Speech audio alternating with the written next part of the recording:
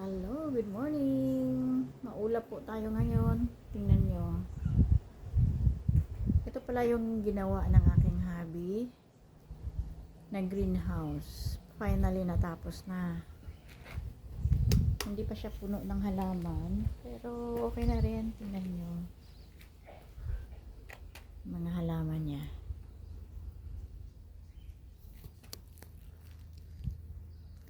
Papakita ko sa inyo.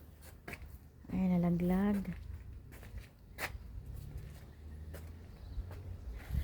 Ito yung aking variegated na peperoma.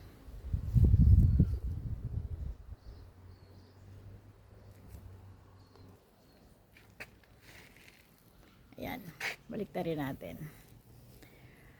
Variegated na green. At ito naman ay variegated na white. Ito naman po yung purple na elephant ear. Lalaki po yan. Babies pa lang yan.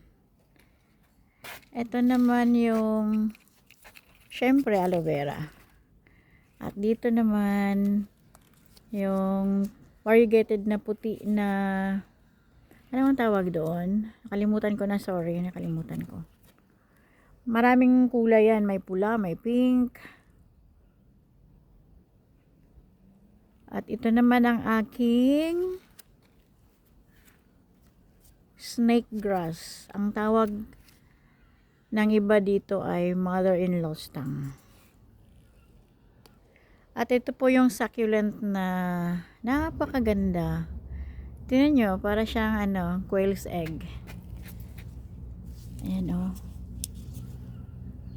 Ang ganda niya.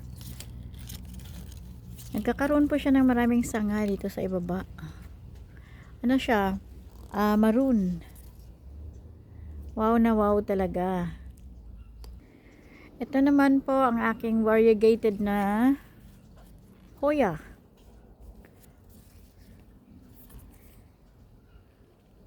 Malapit na rin mamulaklak ito. Ito ang mga variegated na hoya.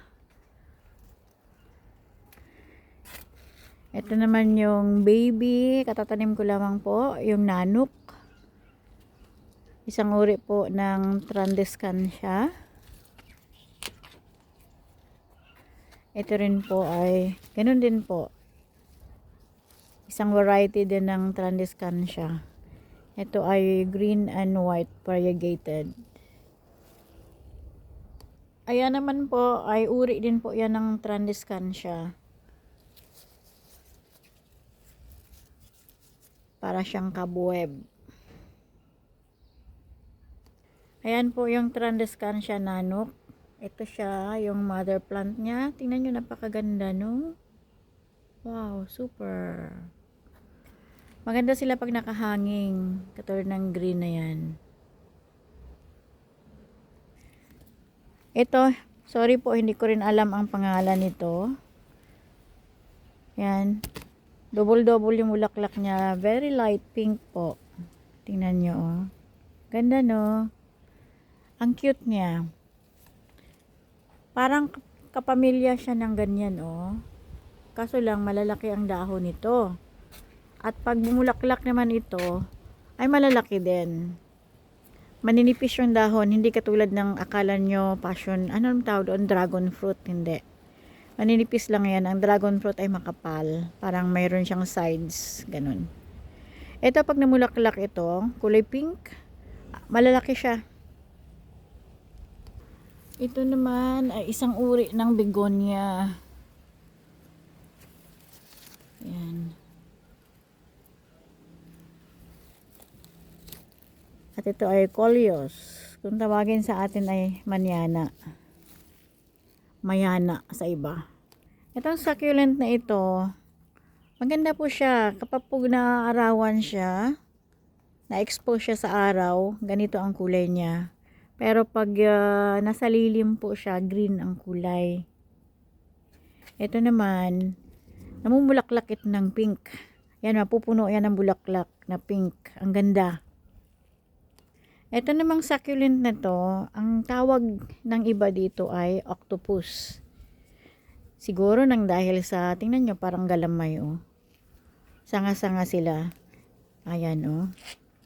Parang ang octopus.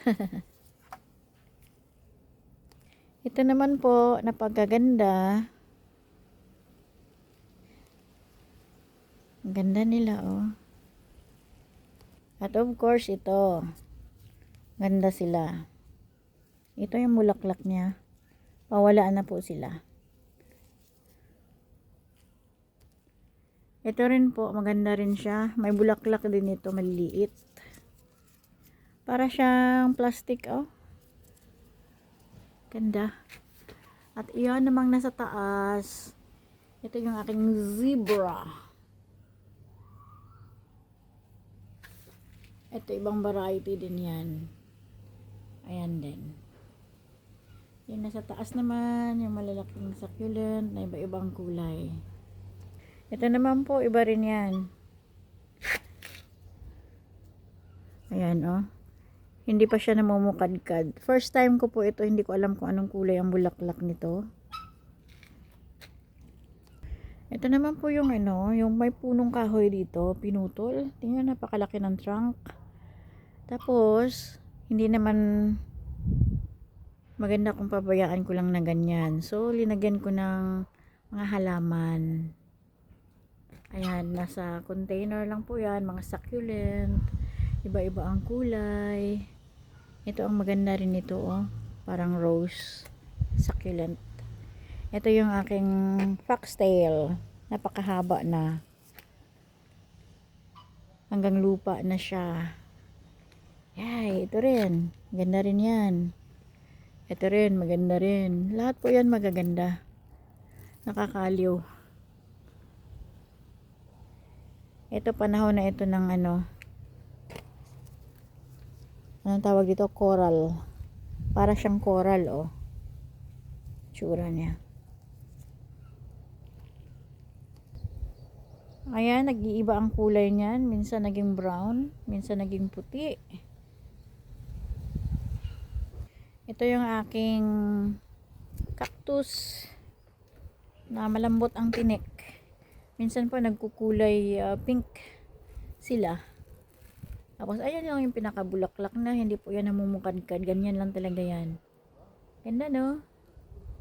Ito yung succulent na sa parang roses. Nilagay ko sa planggana. Wow na wow.